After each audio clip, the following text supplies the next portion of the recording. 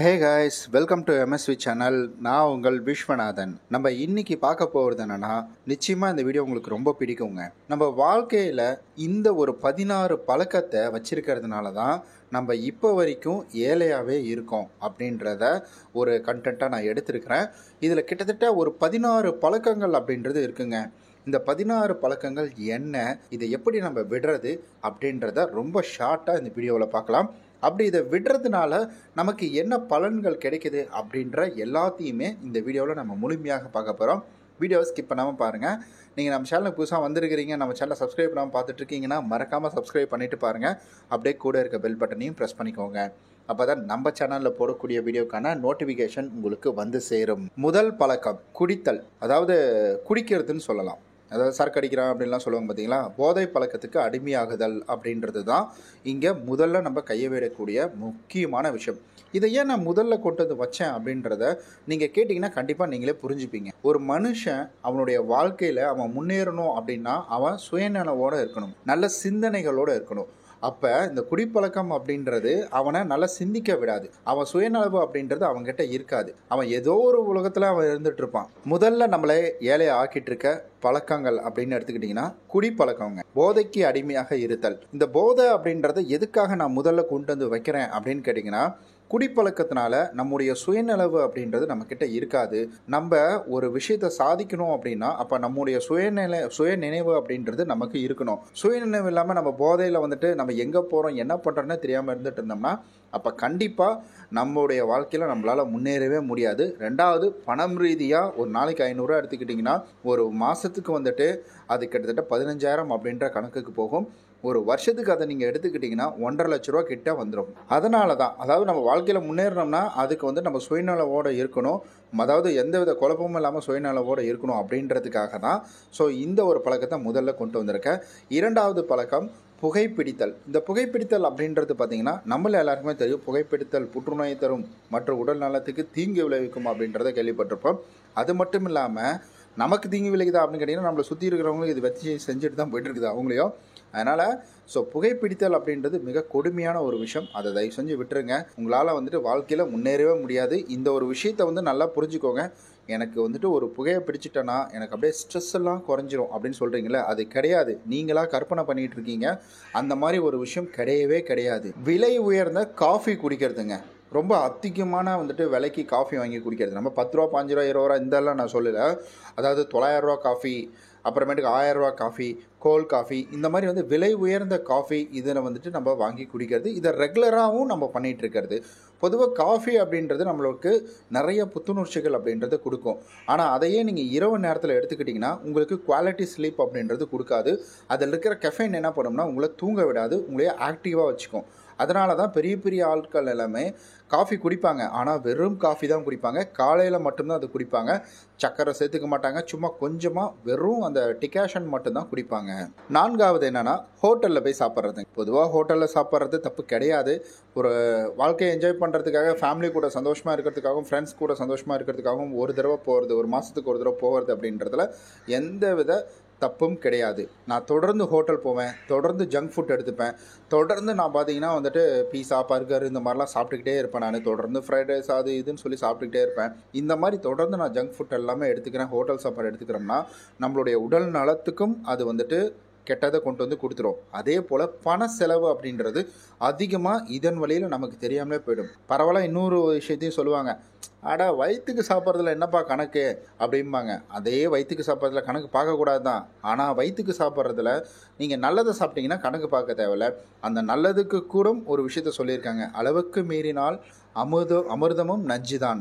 ஐந்தாவது விஷயம், எங்கே போனாலும் சரி நான் ஒரு வாட்டர் கேன் வாங்கி குடிச்சிருவேன். நான் ஒரு வாட்டர் கேனில் தண்ணி குடிக்காமல் இருக்கவே மாட்டேன். நல்ல பழக்கம் தானே, இதையாம்பா விட சொல்கிறேன் அப்படின்னு கேட்குறீங்களா? இவங்க அப்படிலாம் பண்ண மாட்டாங்க.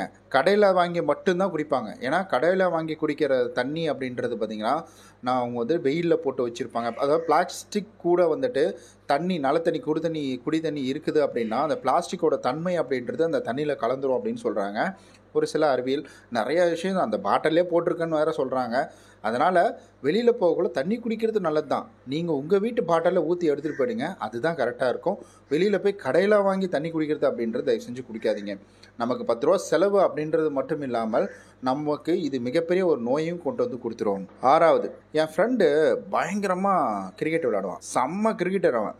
அவன் விளாண்டானா வந்துட்டு நான் எப்படி போட்டாலும் அடிப்பான். அந்தளவுக்கு வந்து பயங்கர ஒரு கிரிக்கெட்டர். டோர்னமெண்ட்லாம் போகிற மாதிரி இருந்தால் அவனை தான் நாங்கள் கூப்பிட்டு போவோம். ஸோ பேட்டிங்கில் பயங்கர ஸ்ட்ராங் அவன் வந்துட்டு ரொம்ப நல்லா விளையாண்டது. கொஞ்ச நாள் இந்த லாக்டவுன்லாம் போட்டாங்க பார்த்தீங்களா, அந்த லாக்டவுனில் என்ன பண்ணான்னா கிரிக்கெட் வெறியன் அப்படின்றதுனால ஒரு ப்ளே ஸ்டேஷன் வாங்கி வீட்டில் விளையாட ஆரம்பிச்சிட்டான். வீட்டில் பயங்கரமாக வந்துட்டு கிரிக்கெட் விளையாண்டுக்கிட்டே இருப்பான். தூங்கக்குள்ளே விளையாடுவான், விடிய விளையாடுவான், ஃபுல்லாக விளையாண்டுக்கிட்டே இருந்தான். அப்புறம் இந்த லாக்டவுன் இதெல்லாம் முடிஞ்சிருச்சு. அதுக்கப்புறம் வந்துட்டு வெளியில் வந்தோம். வெளியில் வந்து கிரிக்கெட் விளையாடலாம், சரி ஓகே இவனை, ஏன்னா எப்போவுமே இவன் தான் ஓப்பனிங் இறங்குவான். சரி அவனை இறக்கி விடலான்னு சொல்லிட்டு சரி போய் இறங்கடா அப்படின்னு சொல்லிட்டு பவுலிங் போடுறான்னா விளையாட தெரியல அவனுக்கு, எப்படி அடிக்கிறதுன்னு தெரியல அவனுக்கு. ஏன்னா கிரிக்கெட்லேயே விளையாண்டு அதாவது கேம்லேயே விளையாண்டு அவனுக்கு நேரில் விளையாட தெரியல. அவனுக்கு விளையாட தெரியலனா ரொம்ப மொக்கெல்லாம் இதுவாலாம் கிடையாது. அந்த பழைய யூனிக்கு பழைய வந்துட்டு விஷயம் அப்படின்றது அவங்ககிட்ட இல்லை. அதுதான் நீங்கள் கேம் விளையாடுறது தப்பு கிடையாது. கேம் அப்படின்றது நீங்கள் மொபைல் மூலிமா விளையாடுறது ஒரு என்டர்டெயின்மெண்ட் அப்படின்றத மட்டும் நினைக்காதீங்க. அது உங்களுடைய நேரத்தை திருடிக்கிட்டு இருக்குது அப்படின்றத நல்லா புரிஞ்சுக்கோங்க. உங்களுக்கு என்டர்டெயின்மெண்ட் செல்லில் தான் விளையாண்டாகணும் அப்படின்னா நீங்கள் ஒரு செஸ் கேம் விளையாடுங்க, இல்லை கேரம் போர்டு விளையாடுங்க, இது மாதிரி விளையாடுங்க. ஸோ தயவு செஞ்சு மற்றபடி இந்த சீட்டுக்கட்டு விளையாடுறது அதெல்லாம் விளையாடாதீங்கன்னு தான் நான் சொல்லுவேன். ஏன்னா அதெல்லாமே ஒரு ஃப்ளூக் தான். அதே போல் நீங்கள் மொபைலில் விளையாடுறது எல்லாமே ஒரு ஃப்ளூக் தான். அவன் என்ன இந்த ஆப்பை டிசைன் பண்ணி வச்சுருக்கானோ அதை தான் நீங்கள் வந்துட்டு பண்ண முடியும்.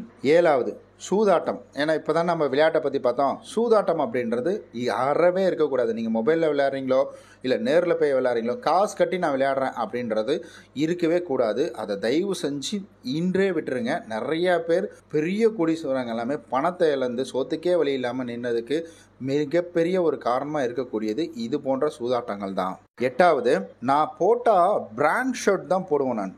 அதாவது அந்த ஷர்ட்டே பார்த்தீங்கன்னா கிட்டத்தட்ட ஒரு 10,000 வந்துடும். அந்த மாதிரி ஷர்ட் தான் போடுவேன். தாராளமாக பிராண்டு போடலாம், எந்த வித தவறும் கிடையாது. ஆனால் அந்த பிராண்டு ஷர்ட் போடுறதுக்கு உங்கள் சேவிங்ஸ்லேருந்து எடுக்கக்கூடாது. உங்களுக்கு லாபம் அப்படின்றது கிடைக்கும் பார்த்தீங்களா, அதிலேருந்து எடுத்து நீங்கள் அதை வாங்கினீங்கன்னா சரி ஓகே அப்படின்னு சொல்லலாம்.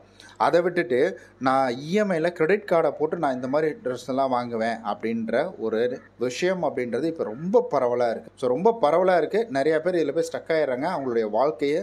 இது எல்லாமே சின்னதாக தெரியும். ஆனால் அந்த சின்ன தவறு தான் உங்களுடைய வாழ்க்கையில் அடுத்த கட்டத்துக்கு போக விடாமல் பண்ணிகிட்ருக்கு அப்படின்றத தயவு செஞ்சு புரிஞ்சுக்குவோங்க.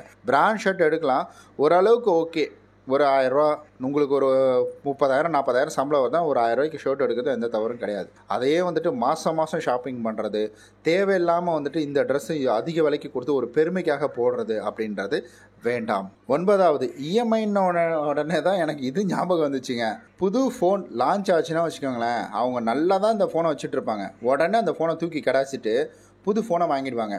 அதை ஒரு 10 நாள் நோண்டிகிட்டு இருப்பாங்க. 11ஆவது நாள் அடைச்சே அந்த ஃபோனே நல்லா தான் இருந்தது, எதுக்கு இந்த ஃபோனை போய் வாங்கினோம், ஒரே மிஸ் ஆகிடுச்சுடா, அந்த ஃபோனே நல்லா இருந்துச்சு, அதை வேறு இருந்துட்டு தேவையில்லாம் ஃப்ரெண்டுக்கு வேறு சும்மா கொடுத்துட்டோம், இல்லை சொந்தக்காரங்களுக்கு கொடுத்துட்டோம், இல்லை வீட்டில் அப்பா அம்மாவுக்கு கொடுத்துட்டோம், ஏதாவது ஒரு விஷயத்த பண்ணி விட்ருவாங்க இவங்க. இந்த மாதிரி ஏதாவது புதுசாக இது வந்தாலும் சரி உடனே போய் வாங்கிடுவாங்க. இப்போ ஐஃபோன்லாம் பார்த்தீங்கன்னா அடுத்த இது வந்துச்சுன்னா அந்த இஎம்ஐ கூட கட்டி முடிச்சிருக்க மாட்டாங்க. இதுக்கு முன்னாடி வந்துட்டு 15 சீரிஸ் வாங்கினது இப்போ 16 வந்த உடனே ஓடி போய் 16 வாங்கிடுவாங்க. அந்த இஎம்ஐ கூட முடிஞ்சிருக்காது, அந்த இஎம்ஐயும் கட்டிகிட்டு இருப்பாங்க. ஸோ இந்த இஎம்ஐயும் கட்டிகிட்டு இருப்பாங்க. இப்படி தான் நிறையா பேர் தன்னுடைய வாழ்க்கையை தொலைக்கிறாங்க. 10வது, இப்போ மாதம் வந்துட்டு நம்ம ஒரு விஷயத்தை பார்த்துருக்கோம். அதனால் இந்த ஓடிடி சந்தா அப்படின்றது இங்கே நிறையா இருக்குங்க. ஒரு படத்தை பார்க்குறதுக்காக ஒரு சிலர்லாம் என்ன செய்வாங்கன்னா போயிட்டு ஓடிடியை பை பண்ணிடுவாங்க. அதாவது அமேசானு, ப்ரைமு, அதுக்கப்புறம் வந்துட்டு ஜி தமிழா, ஜி5, அதுக்கப்புறம் வந்து ஜியோ, ஏதோ நிறையா இருக்குது, கசகசன்னு ஏகப்பட்டது இருக்குது. அதெல்லாம் போய் பை பண்ணிவிடுவாங்க. நெட்ஃப்ளிக்ஸ் பாருங்கள், இது வரல பாருங்கள், இதுதான் மெயினே, இவன் தான் முதல்ல ஆரம்பிச்சு விட்டது, நெட்ஃப்ளிக்ஸ் வந்துச்சு. ஸோ இது எல்லாத்தையுமே பார்த்திங்கன்னா பை பண்ணி வச்சுருப்பாங்க. இதுக்கு 200 வச்சிங்கன்னா வச்சுங்களேன், மாதம் இதுவே வந்துட்டு உங்களுக்கு ஒரு 2000 ரூபா கிட்ட வந்துடும். ஆனால் இவங்க ஒரு படம் கூட அதில் பார்க்க மாட்டாங்க. இவங்க படமே பார்க்க மாட்டாங்க அதில். ஆனால் ஏதோ ஒரு படம் வர்றதுக்காக இதை வந்துட்டு அப்படியே பை பண்ணி வச்சுருவாங்க. இன்னும் ஒரு பெரிய புத்திசாலி இருக்கிறாங்க தெரியுங்களா? இந்த பெரிய புத்திசாலி என்ன பண்ணுவாங்கன்னா, நான் வந்து மாதம் ஏன் போட்டுக்கிட்டு வருஷத்துக்கு போட்டுடுறானே, வருஷத்துக்கு போடக்குள்ள எனக்கு அதில் ஒரு 200 ரூபா லாபம் கிடைக்கிது இல்லை, ஒரு 2000 ரூபா போடுறதுல நான் வந்துட்டு மாதம் பண்ணிட்டு இருக்கேன். ஒரு 2000 ரூபா ஒரு இதுக்கு கட்டுறதுக்கு நான் வருஷத்துக்கு பண்ணிட்டோம்னா எனக்கு அதில் ஒரு 200 ரூபா லாபம் கிடைக்கிது இல்லை அப்படின்னு சொல்கிறாங்க. இந்த இடத்துல யோசிச்சு பாருங்களேன், அந்த 1800 ரூபாயே உங்களுக்கு நஷ்டம் தான். இந்த ரூ. 200 லாபம் என்னத்தை வரப்போகுது உங்களுக்கு? கிடையவே கிடையாது. நீங்கள் ஒருவேளை 24 ஹவர்ஸும் டிவி பார்த்துக்கிட்டே இருக்கிறீங்க, அதனால் உங்களுக்கு ஒரு பிரயோஜனப்படுதுன்னா நீங்கள் தாராளமாக அதை வந்துட்டு யூட்டிலைஸ் பண்ணி எடுத்துக்கலாம். அதை விட்டுட்டு எப்பயாவது ஒரு படம் வரும், ஒரு பெரிய ஹீரோ வரும், அப்போ பண்ணி பார்க்குறது, ஒரு தடவை பார்த்துட்டு விட்டுறது ஓகே. இவங்கெல்லாம் மாதம் கரெக்டாக டியூ கட்டுற மாதிரி கட்டிடுவாங்க. 11 டியூ அப்படின்ன உடனே தான் ஞாபகம் வருது. கடன் வாங்கிடுவாங்க. அவசரப்பட்டு இது போல் வந்துட்டு மொபைல் வாங்குறது, இல்லை ஏதாவது ஒன்று கிரெடிட் கார்டை யூஸ் பண்ணி கடன் வாங்கிடுவாங்க, இல்லை ஏதாவது ஒரு வகையில் வந்துட்டு கடனை வாங்கிடுவாங்க, லோன் வாங்கிடுவாங்க, ஏதோ ஒன்று பண்ணிடுவாங்க. அந்த பணத்தை ரொம்ப தாமதமாக கட்டுவாங்க. நம்ம ஒரு விஷயம் நல்லா புரிஞ்சுக்கணும். நம்ம ஒரு லோன் எடுத்து அந்த லோனை நம்ம ரொம்ப ரொம்ப தாமதமாக கட்டுறோம், பேமெண்ட் பண்ணுறோம் அப்படின்னா அதில் வந்துட்டு அவனுக்கு தான் லாபம். யார் உங்களுக்கு லோன் கொடுக்குறாங்களோ அவங்களுக்கு தான் லாபம். ஏன்னா உங்களுக்கு பெனால்ட்டி போடுவாங்க, பேங்க் சைடு ஒரு பவுன் சார்ஜஸ் போடுவாங்க, அப்புறம் இவங்க ஒரு பவுன் சார்ஜஸ் போடுவாங்க, லேட் பேமெண்ட் சார்ஜஸ் அப்படின்னு இவங்க ஒன்று போடுவாங்க. ஆக மொத்தம் ஒரு டிலே பேமெண்ட் நீங்கள் பண்ணிங்கன்னா அதில் வந்துட்டு 1000 ரூபா கிட்ட பெனால்ட்டி அப்படின்றது சராசரியாக ஒரு நபருக்கு வருது அப்படின்னு சொல்கிறாங்க. தாமதமாக கட்டுறது, தேவையில்லாத கடனை வாங்குறது அப்படின்றது அறவே இருக்கக்கூடாது. 12 என்னால் நான் அந்த இடத்துக்கு வந்துட்டு சாதாரணமாக பைக்கில் போயிட முடியும், என்னால் வந்துட்டு அந்த இடத்துக்கு நான் ஆட்டோவில் கூட போயிட முடியும். ஆனால் நான் கால் டாக்ஸி தான் புக் பண்ணி டெய்லி என்னுடைய ஆஃபீஸ்க்கு நான் போவேன். நான் கால் டாக்ஸினா நம்ம கார் தான் சொல்கிறேன், நான் கார் புக் பண்ணி தான் போவேன். எனக்கு கம்மியாக ஆக்சஸ் இருந்தாலும் நான் என்ன செய்வேன்னா பெரிய ஆக்சஸ், அதாவது காரு இந்த மாதிரி எல்லாம் வச்சு தான் நான் போவேன் அப்படின்ற ஒரு பிடிவாதம். அதாவது ஆடம்பர செலவு அப்படின்றது ஏதேனும் ஒரு நாள் பண்ணுறது அப்படின்றது வேறு, அதுவே வந்துட்டு தண்ட செலவு அப்படின்னு தான் நம்ம சொல்லணும். அதை வந்துட்டு தொடர்ந்து இவங்க பண்ணிக்கிட்டே இருப்பாங்க. 13 லாட்ரின்றதை விட இந்த சூதாட்டம், கேம்லிங், இந்த ஃப்ளூக்கை நம்பி வந்துட்டு ஒரு சில விஷயங்கள்லாம் பண்ணுவாங்க.